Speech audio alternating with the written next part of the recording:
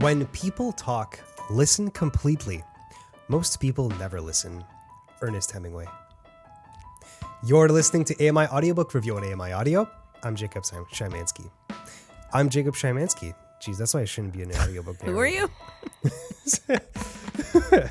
Listen, I brought up that quote because it hits on something that I strongly believe in, and that's the importance of being a good listener.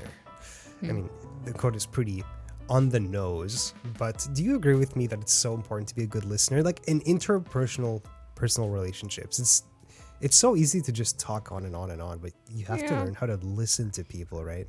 It's hard to actively listen while other people are talking, not interrupt and all these other things. But I think the sentiment is very, very important, and constant reminders as well, obviously. And plus, like, focusing is it's so much more difficult now than ever before, I think.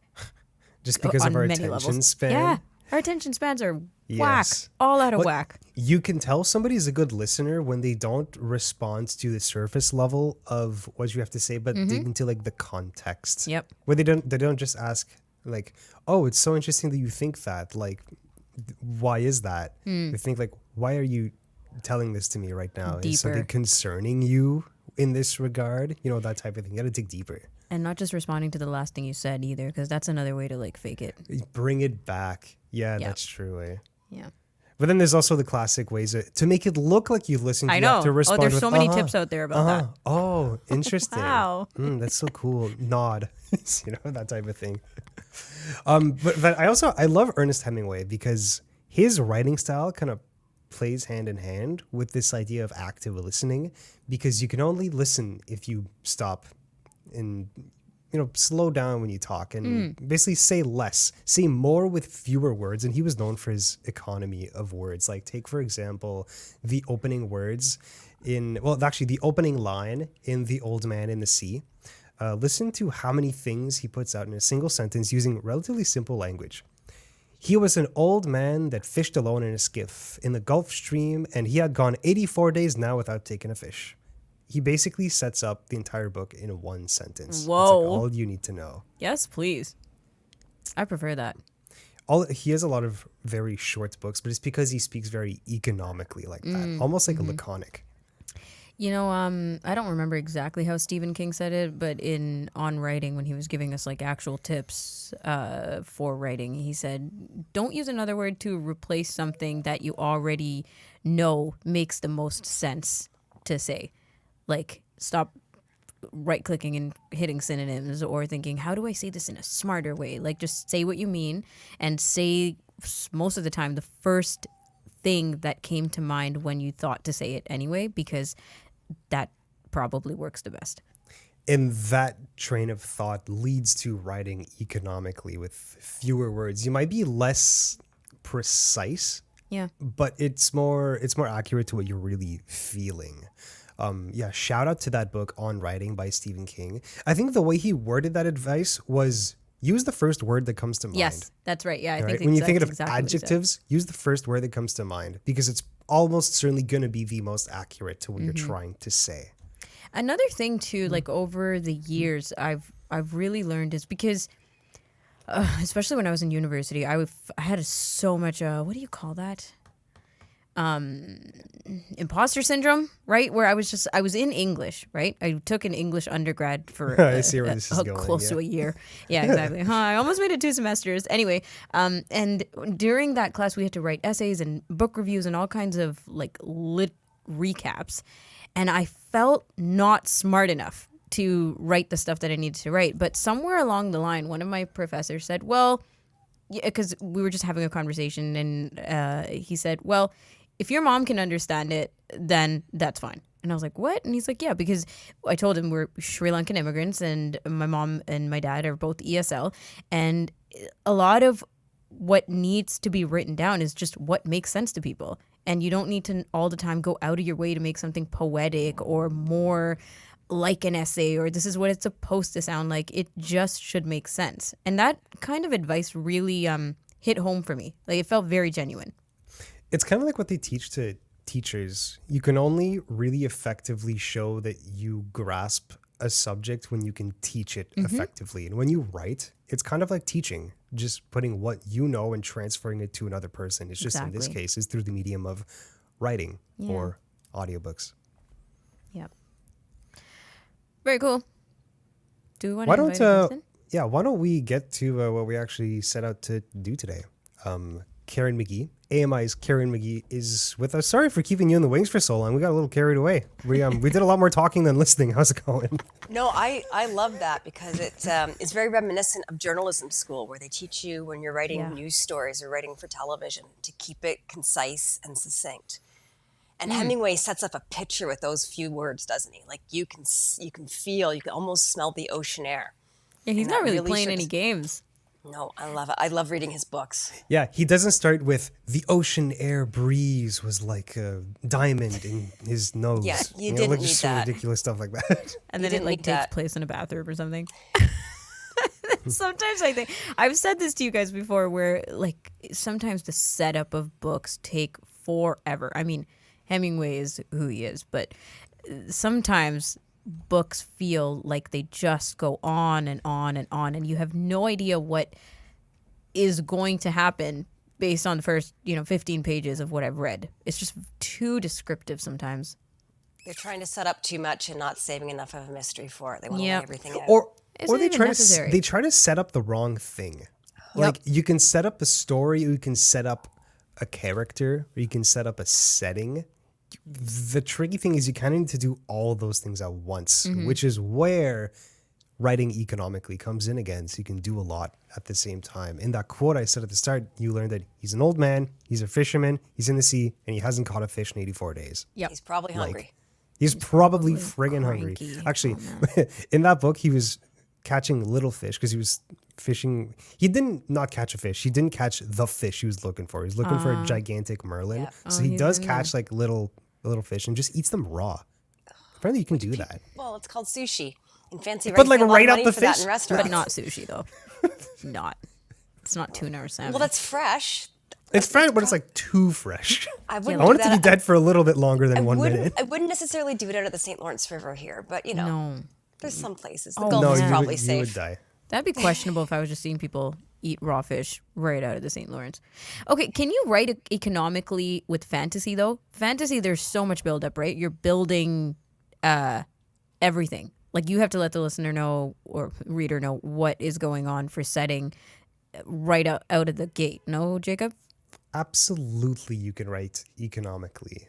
Maybe it's just not a popular approach then. You just okay, I see where you're getting at. It's true that there can be a lot of bloviating in fantasy. George R. They're R. just Martin. really long Sorry. books. Yeah, thank you. Sorry, Thank- just I throw didn't that wanna in say there. his- Yeah. Okay. Say his name. That's okay. Yeah, he can handle it. Love his books, What are you doing, man? but oh my gosh, sometimes I will admit to one of the. I love his books, but I will skip pages when he gets into too much Oh. exposition. It's like, dude, I don't care. I can't Get even me do back it yet. to the. I can't even do it. The problem is that in fantasy, everything is different. The clothing, the culture, the world. And so Yeah. you kind of have, they don't just say, oh, and there were mountains in the distance, because you would picture that in your head, like the mountains we have on Earth. But it's like the author's like, no. In my world, the mountains are kilometers tall. And he Oh, has to God. describe that. They have to describe But he that. describes everything up front. Yes. Like he and won't get into anything until we've gotten an absolute deep picture. dive into There the is world. something a bit ridiculous about getting a history lesson in a world that doesn't exist. Right. Well, and the front of right. the front of his books now come with like maps. My sister, when she first read them, like wrote down every person's name and who they were related to.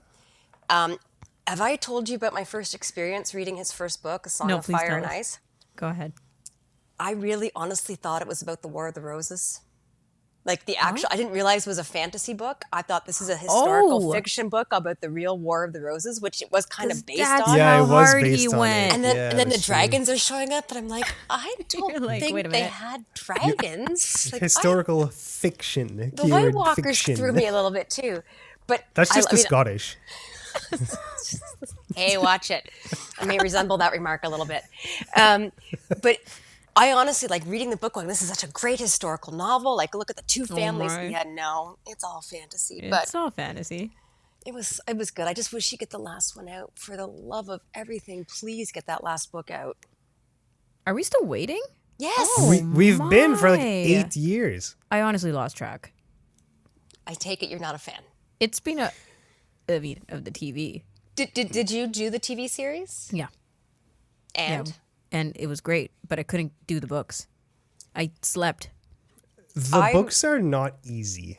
It's not even an easy fantasy read. They're quite packed. dense, but they're fantastic. Yeah. Yeah, it's very I heard the packed. You can take it characters though slowly. really come out. Like all the complaints I have about like I wish I had more of this and more of that. That is all there are characters in the books that would blow your mind that's what about things that happen to certain characters. I kind of think of the Game of Thrones series as like Shakespeare now. Like I need a today translation. You know what I mean? Like I need something that is at the pace of the type of reading I do now, which is sad. I feel sad to say that. You need an abridged version or a Yeah. Reader's Digest. I wonder if they've done a Reader's Digest version. Something like Sparks that. notes. Something like that. Sparks But I don't notes. want it to be abridged. I just need it to be concise. Yeah. Well, I think it's still going to be a long time before we get the next book in that series, if ever. But while we wait for that book, why don't we do a rapid fire review? Why don't we talk about books that are already out there? Yeah, things you can listen to right now. I could talk books forever. I'm sorry. I side rail. Sorry. Anyways, here are the rules for rapid fire review, which Karen has volunteered for. Karen So brought brave. us 5 of her most recent notable reads. She has 15 seconds for each book to give us a summary / review / her thoughts. Once we go through all 5, Karen, you can choose one of them to further elaborate on. And we're just going to go one by one, reading the title and author. Once we finish saying the author's name, you're going to hear a tick, tick, tick sound. That's 15 seconds. You hear that tick sound, you go, you hear the bell. You can finish your thought, I guess, but you should probably wrap it up. Sound good? Yeah, I can do this. All right, here we go, Rams. You want to read the first name? Okay, this is Local Women Missing by Mary Kubeka. Okay, this was a good thriller. I can usually figure these out, and I didn't get the twist. I didn't figure out what the twist was going to be. It made me want to read more of her books. It was recommended online. I give it a solid 8 out of 10, to be honest, because it kept me guessing, and I couldn't put it down. Ooh. Okay, so you're saying you read a lot of mystery and / thriller, so you kind of go for the I go prediction? through phases. So sometimes I'll read like a lot of fantasy, and then I'll go through like I call them beach reads, and I think these books that we're doing are all kind of beach reads, easy to get through. And then I'll like get into something like Hemingway we're talking about. I'll pick up like an old classic and read it. I go through phases. But with this one, you were saying you usually try to guess what happens, but Doesn't everybody? Like when you read a book, aren't you trying Not to figure me. out? Really? Oh, I'm so it's lame true. with that Yeah, stuff. not everybody does that. Sometimes you just Really? read on. Yeah. Yeah. Interesting. I am like always shocked. People are like, so predictable. I was like, no way. Interesting. He was an alcoholic thing the is, whole time. When it's Anyway. predictable, you don't even try to figure it out. You just it just Yeah. comes to you, and you're like, oh, I see where this is going. Right. When I can't figure it out, it makes me want to read the book more. Exactly. Ooh, okay. Yeah. All right, so here's the first beach read. We Were Liars by E. Lockhart. Okay, so it's a YA novel, and I loved it. It was a great twist. The series is coming on to Prime in the next year, we hope. It's shot in Lunenburg in Nova Scotia. I fell in love with these young characters. A 10 out of 10. Highly recommend. I'm always a big one to read it before it's on TV. Ooh. Before it's on Oh, TV. before it's on TV. Yeah. I want to read it before, because you can always know more about the characters, because authors will always give you more than a TV show can.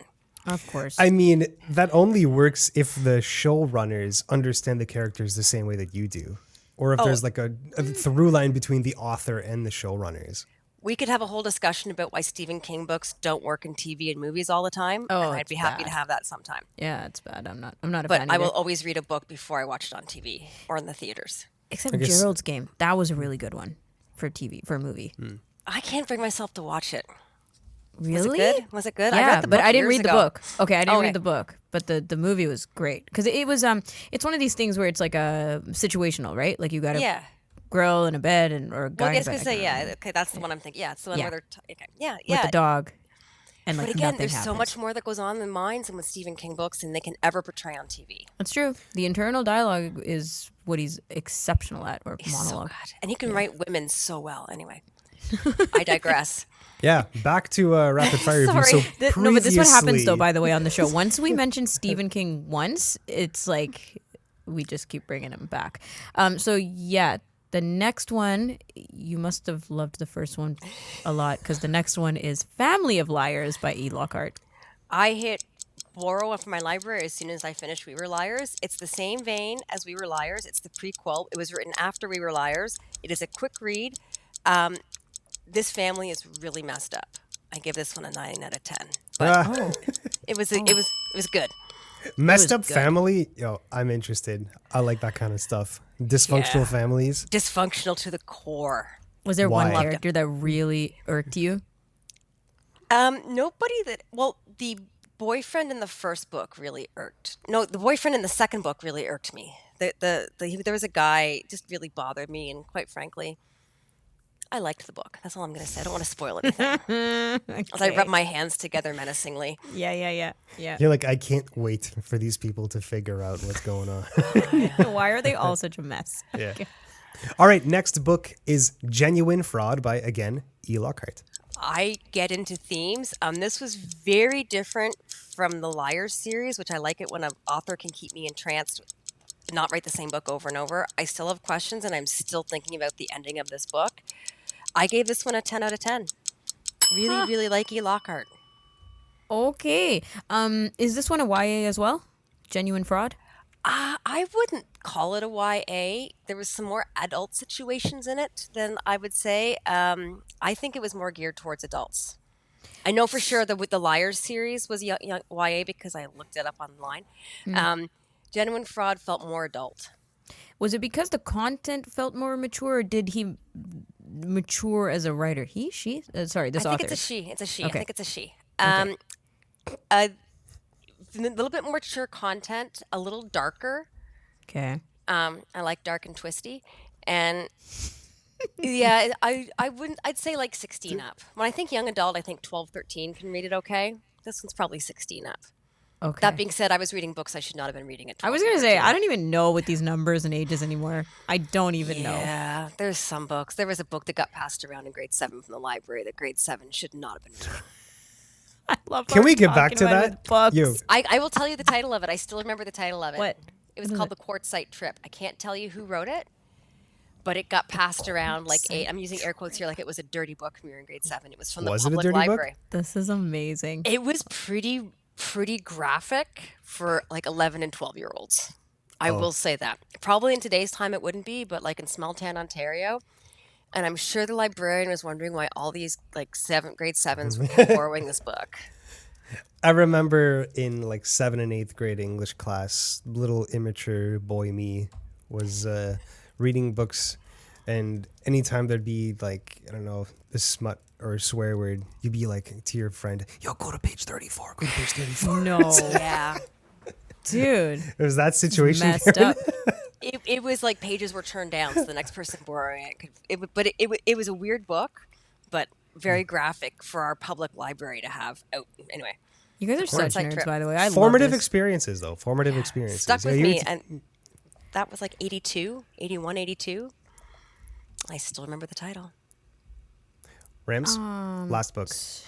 I'm trying to find. Is this by William Hogan? No, it might be. Is it talk about a school going on a trip? Is it you're still looking? Quartzsite Trip is by William. I'm trying to chat GPT this. I'm so That's okay. intrigued. It's about a high school 1980 trip. Yeah, that'd be about right. English teacher Pete, Yep, 36 that's high it. school juniors on a spring break trip to Quartzsite, California or Arizona.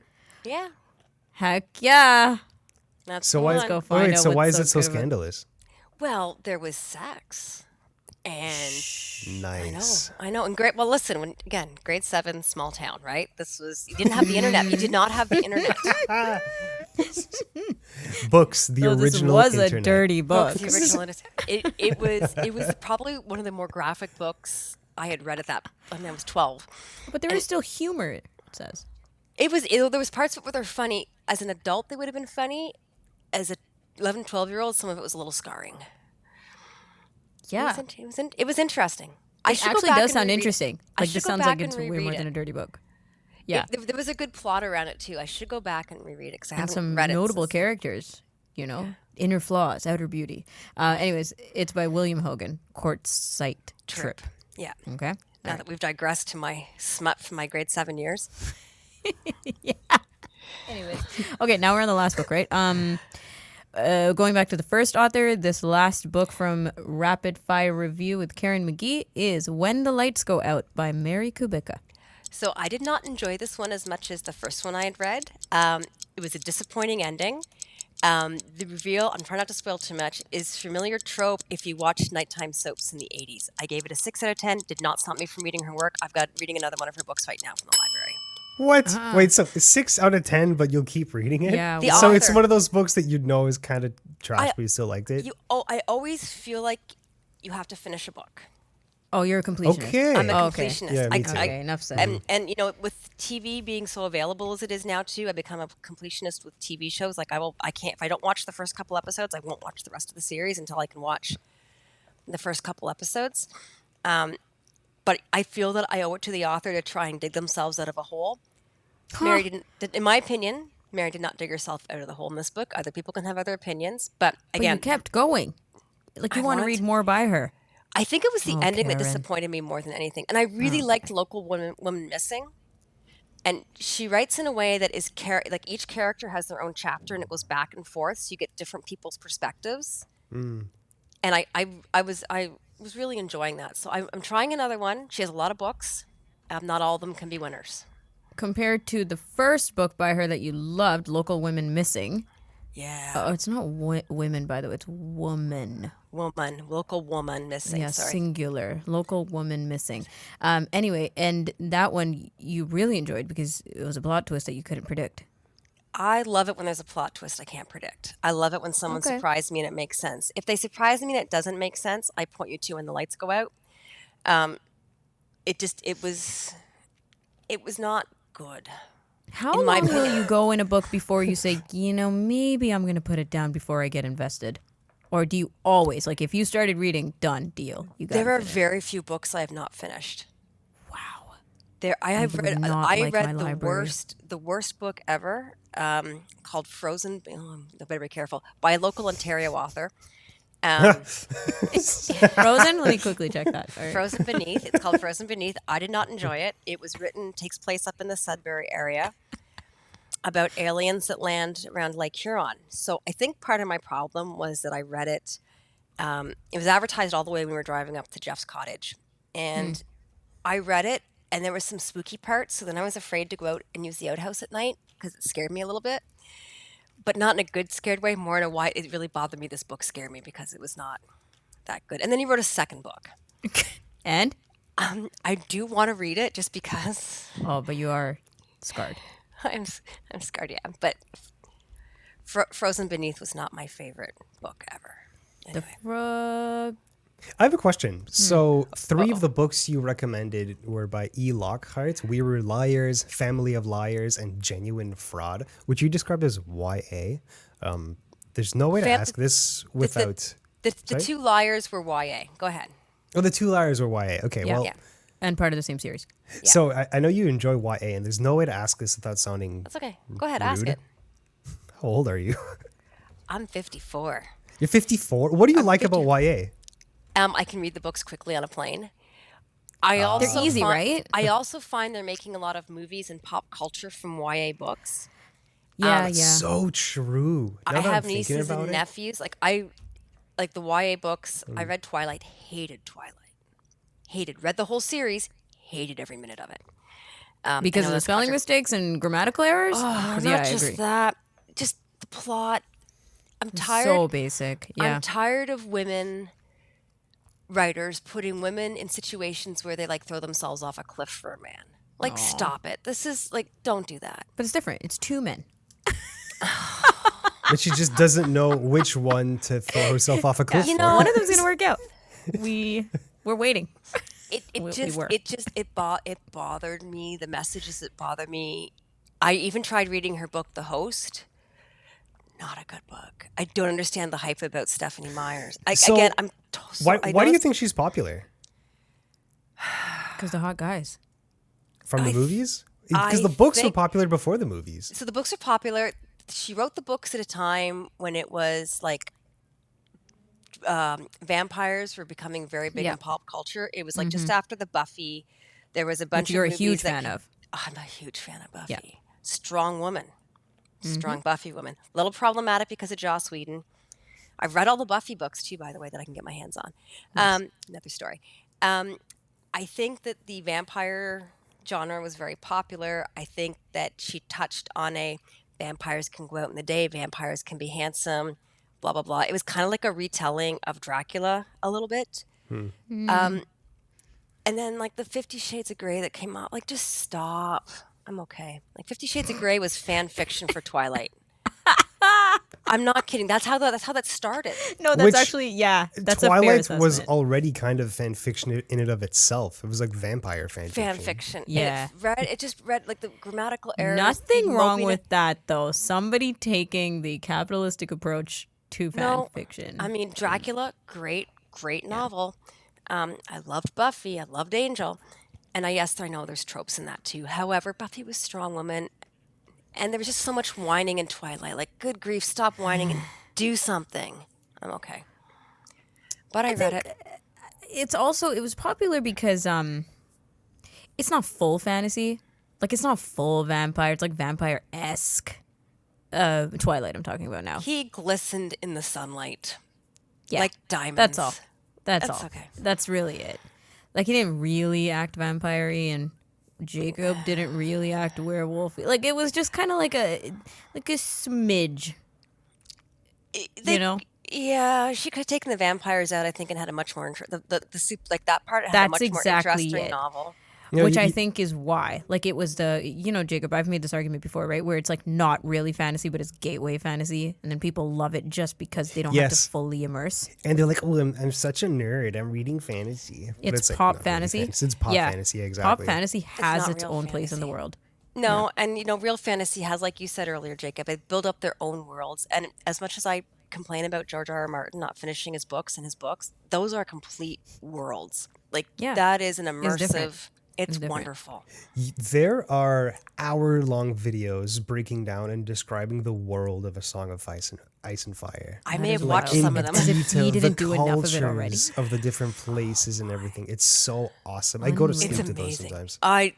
I give me a deep dive in something like that. Something I can get a deep dive in like that. Yeah. Like lore. Because you guys love that. Like, you love fantasy for that. But there are those of us, like Harry Potter fans, who are like, I don't know if I can handle it. That's I'm because not the world sure. building in Harry Potter makes no sense. Okay, We're we're not doing it. I'm so glad we have 0 time left. Very logically consistent. It actually Pretends feels like he's a believable. fan. It's not about being believable or not. It's it's like dipping your toes into fantasy. It's Like, dipping I your love the toes into castle, logic. but then take me out. Into what? It's like dipping your toes into logic. You're trying. No, you fantasy heads, leave us J.K. alone. Rowling dipped her toe into logic and went, "Ooh, no, that's too hot for me. Never mind." She would could also do like- it. No, hold- to be fair, hold on. she could do it. She wasn't writing for those guys, You're though. calling me a fantasy, but I didn't read fantasy in the last 2 months because none of these books I would even consider fantasy. Sorry, just got That's okay. a little riled. I know. Is all. I know. We Okay. attacked Harry Potter. It's okay. Guys, I think we have to take a break From each other? from Yeah, maybe. this conversation. You know what? Let's just end it all together because we're Okay, out of fine. time. Yeah, We'll make no. sure to include all of Karen's selections for RFR in the podcast description wherever you listen to podcasts or on YouTube. Karen, thank you so much. This is a blast. I'm always happy to be So here. fun. Thanks, guys. I love to talk books. Me too. I'm just happy to find another person who likes fantasy. Have a good one. Thanks. Talk to you later. She said the worst book she ever read, Frozen Beneath, is by Brian Horak. Okay, wait. In case you're Out him. wondering, She's Ontario specific. author. Not much about the book is documented online, but there are a lot of random themes that they mention in here. So Probably for good reason. That's all the time we have for AMI Audiobook Review. You can find a repeat of AMI Audiobook Review every Saturday and Sunday at 1 p.m. Eastern. I have to think about that for a second. That's on AMI Audio. It's also available as a podcast wherever you find them, and then includes on YouTube. If you go on YouTube, make sure to subscribe to the page. It helps a lot.